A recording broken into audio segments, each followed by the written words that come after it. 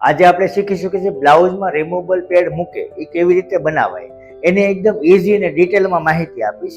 Video ગમે તો like કરજો, શેર કરજો તમારા મિત્રો સાથે, પેજને ફોલો ન કર્યો તો ફોલો કરી લેજો. તેના માટે આપણે જે સાઇઝના કપ્સ નાખવાના છે એ સાઇઝના કપ્સ આપણે પહેલાં તો લઈ લેવાના છે. હવે કપ્સને આપણે કાપડ ઉપર મૂકીને એનાથી મોટું કપડું રહે એવી રીતે આપણે કપડું કટિંગ કરવાનું છે, અને એવા આપણે 2 ટુકડા જોઈએ. આજે હું બતાવું છું એ સિંગલ કપ્સ માટે બતાવું છું. આવી જ રીતે આપણે સેમ બીજા કપ્સમાં પણ કરી લેવાનું છે. હવે આપણે આ જે કપડું છે એને આપણે બેવડું કરીને વચ્ચે એક કટ લગાવી દઈશું. આવી રીતે સેન્ટરનો કટ લગાવવાનો છે. હવે આપણે જે કપ્સ છે કપ્સનું પણ આપણે સેન્ટર કાઢી લેવાનું છે. પહેલાં તો આ રીતે 4 વડું ફોલ્ડ કરવાનું છે અને મિડલમાં એક માર્કિંગ કરી લેવાનું. આ સેન્ટર મળી જશે. આ જે સેન્ટરનું નિશાન કર્યું છે એને આપણે આ જે ચેકો છે ત્યાં રાખી દેવાના. આવી રીતે આમ એક લાઇનિંગ કરી લઈશું. જે લાઇનિંગ કરી છે એના ઉપર આપણે સિલાઈ લગાવી દઈશું.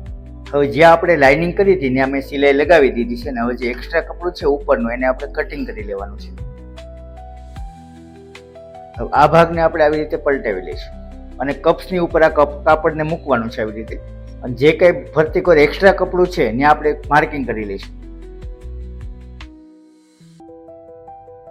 હવે માર્કિંગ કર્યું છે એનાથી થોડું 1 ઇંચ જેટલું એક્સ્ટ્રા કપડું રાખીને આપણે એને કટિંગ કરી લઈશું. હવે આ જે ફરતી ધાર છે એને આપણે સિંગલ વાર વાળીને સિલાઈ લગાવી દઈશું.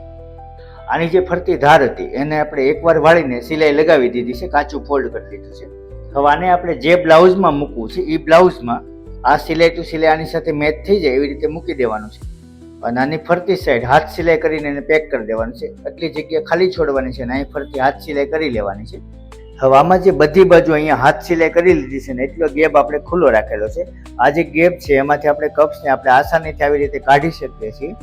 હવે કપ્સને પાછા અંદર આપણે ફિટ કરવા હોય ત્યારે આવી રીતે ફોલ્ડ કરવાનું છે અને આની અંદર મૂકી દેવાનું છે, અને પછી વ્યવસ્થિત આને ખોલી લેવાનું છે.